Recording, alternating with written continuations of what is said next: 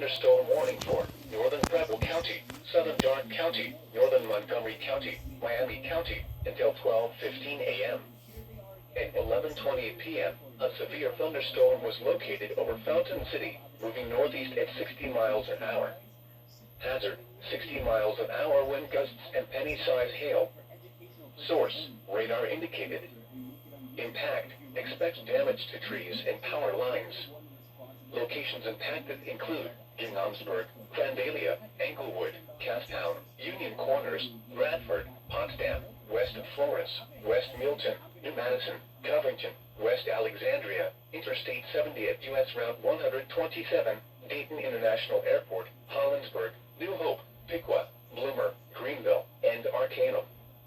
This includes the following interstates: I-70 in Ohio between mile markers 1 and 37. I-75 in Ohio between mile markers 61 and 84.